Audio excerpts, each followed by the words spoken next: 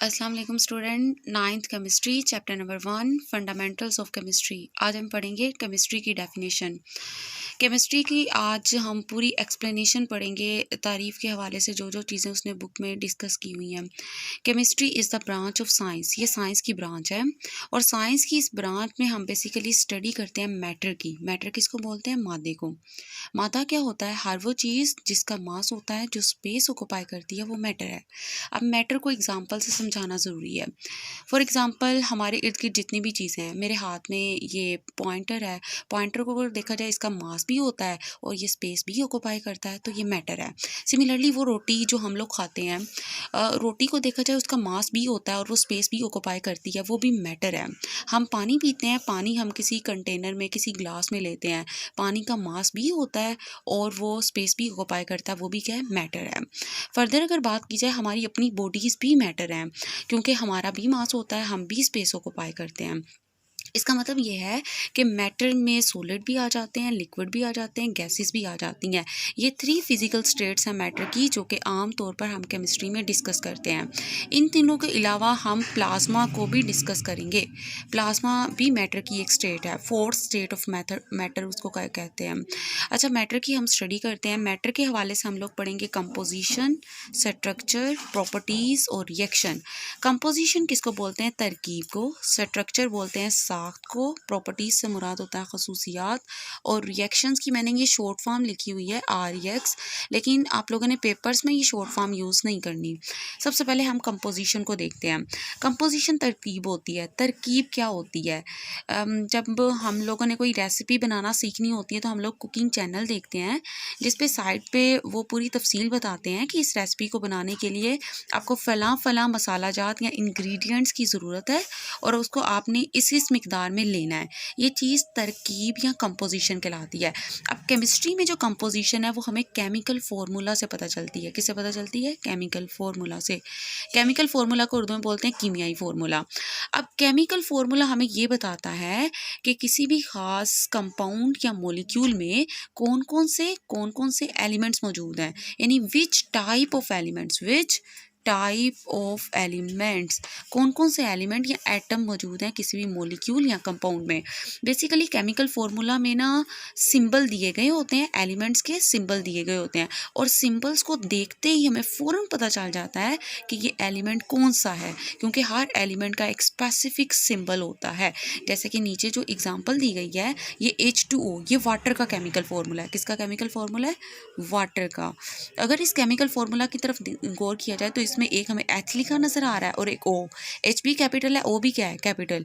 H symbol है hydrogen का, O symbol है ऑक्सीजन का। हमें पता है कि हाइड्रोजन और ऑक्सीजन दोनों एलिमेंट्स हैं, तो वाटर के केमिकल फार्मूला को देखते ही हमें पता चल गया कि वाटर में 2 मुख्तलिफ तरह के एलिमेंट्स मौजूद हैं, हाइड्रोजन और ऑक्सीजन।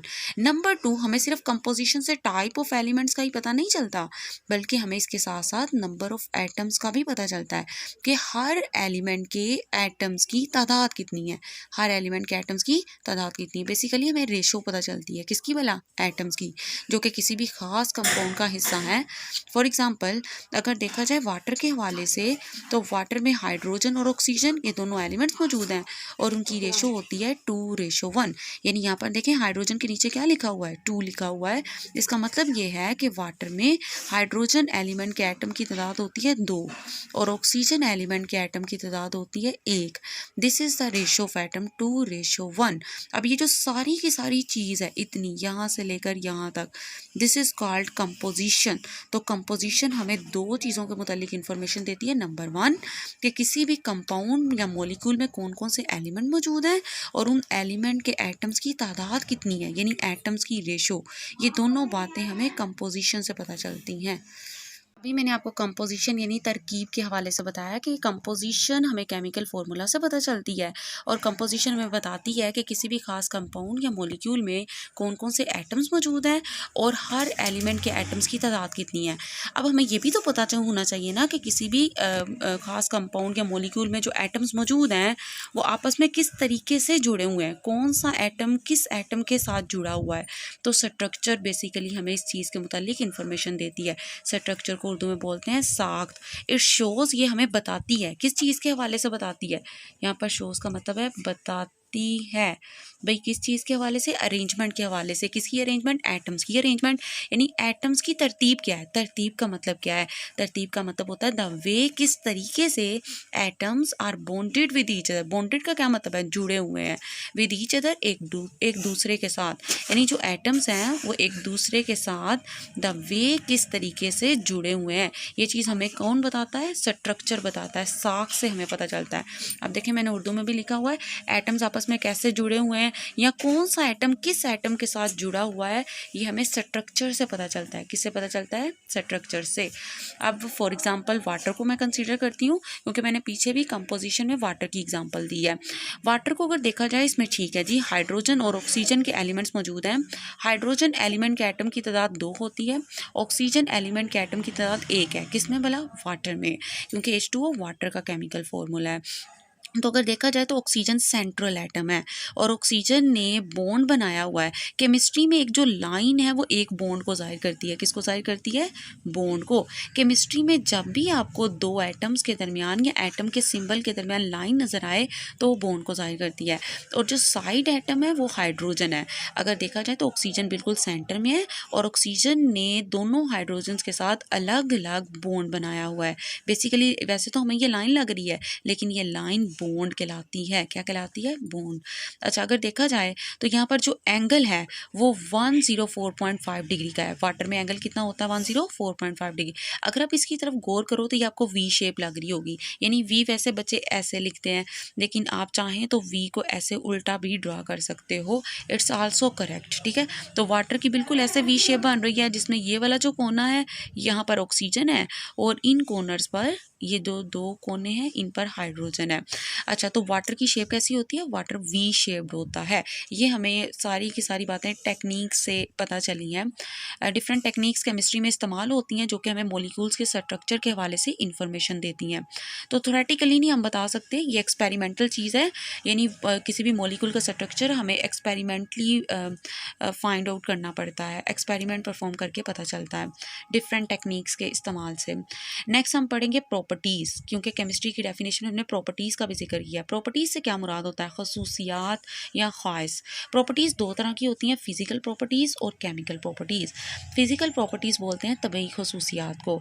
और आपको पता है फिज़िकल प्रॉपर्टीज़ ऐसी प्रॉपर्टीज़ हैं जो कि हमें फिज़िकल स्टेट से पता चलती हैं। किससे पता चलती हैं, अब फिज़िकल स्टेट का क्या मतलब है, बगैर केमिकल रिएक्शन करवाए किसी भी कंपाउंड की हमें जो प्रॉपर्टीज़ पता चलती हैं उसकी ज़ाहरी हालत से वो फिज़िकल प्रॉपर्टीज़ कहलाती हैं, यानी फिज़िकल स्टेट से जो हमें पता चले।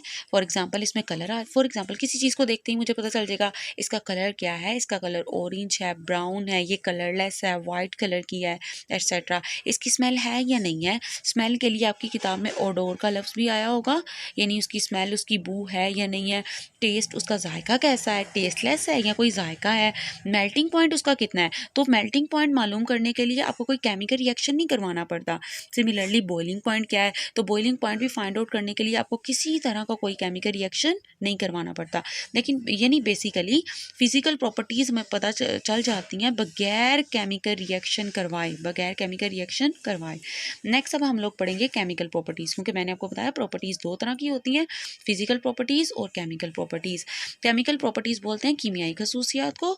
कीमियाई खसूसियात हमें कैसे पता चलती हैं, केमिकल रिएक्शन करवा के। और केमिकल रिएक्शन हम कहाँ पे करवाते हैं, लैब में करवाते हैं।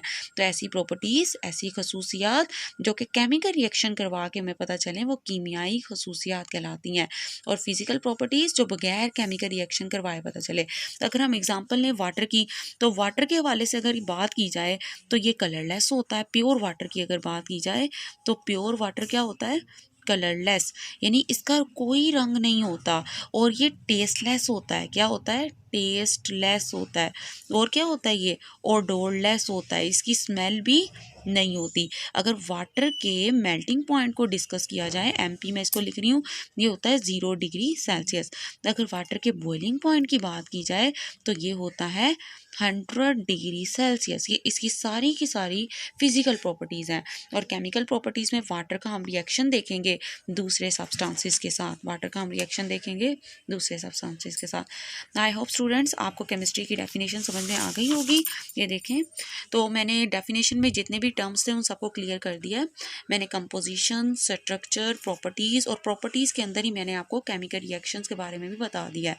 तो आज हमने डिस्कस किया है केमिस्ट्री की डेफिनेशन के हवाले से। उम्मीद है आपको आज के लेक्चर की समझ आ गई होगी। अल्लाह हाफिज़।